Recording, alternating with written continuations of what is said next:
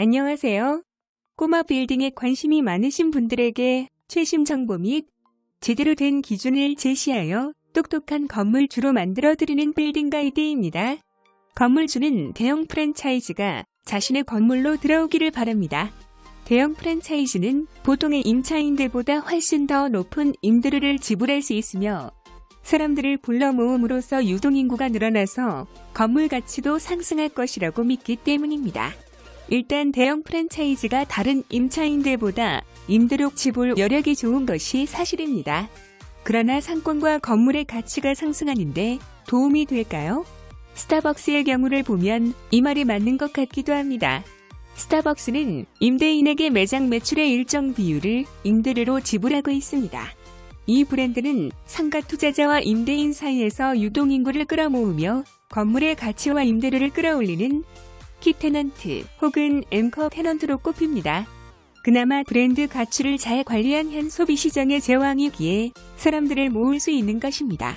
그런데 사실상 예외라고 분류할 수 있는 소수의 대형 앵커 테넌트들을 제외하고 나면 대형 프랜차이즈가 상권과 건물의 가치를 상승시킬 것이라는 믿음은 상관관계와 인과관계를 착각한 결과에 가깝습니다.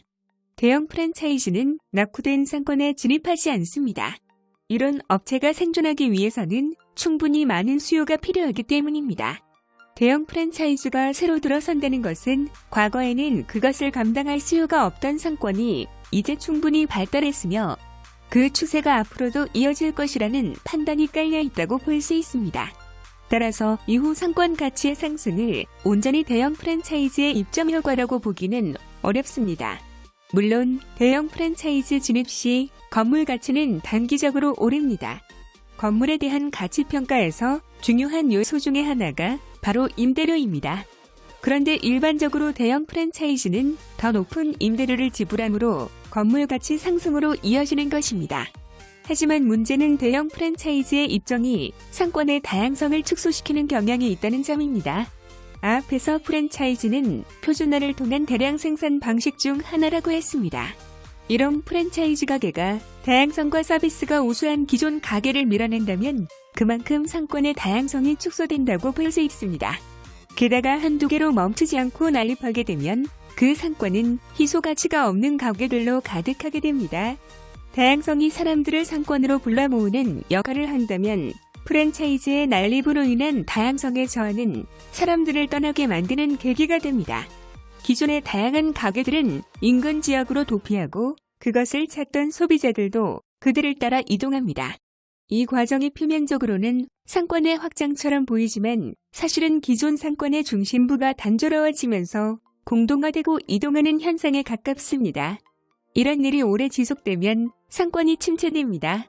즉, 건물주들이 건물 가치와 임대 수익을 높이기 위해 대형 프랜차이즈의 유입을 유도하는 행위가 장기적으로 상권 전체와 건물 가치의 하락으로 이어질 수 있습니다.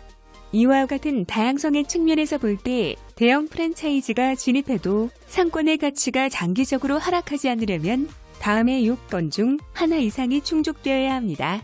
1. 상권의 소비자들이 그 프랜차이즈를 소비하고 싶어 하지만 없는 경우. 2. 강남이나 명동처럼 그 상권이 지리적으로 압도적인 우위를 점하여 주변에 대체지가 없는 경우. 3. 그 프랜차이즈가 높은 희소성을 가진 경우입니다. 1. 섬은 대형 프랜차이즈의 진입이 오히려 상권의 다양성을 증가시키는 경우이며 이는 대안의 부재로 다양성이 큰 의미를 가지지 못하는 경우입니다. 프랜차이즈 카페가 들어오면 내 상가가 무조건 뜬다고 말하던 건물주가 있었습니다. 그러나 그는 상권과 입지가 좋지 않았고 그나마 사람들을 끌어모았던 것이 기존 카페 덕분임을 모르고 있었습니다.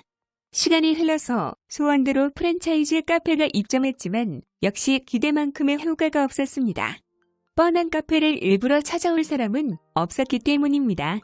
시간이 더 흐르자 프랜차이즈 카페는 작은 이자카야 가게로 바뀌었습니다.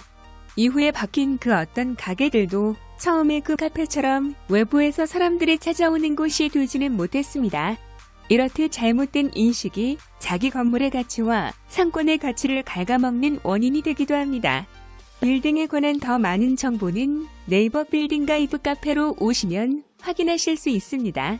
내용이 마음에 드셨다면 구독과 좋아요 부탁드립니다. 더 좋은 내용으로 찾아오겠습니다. 감사합니다.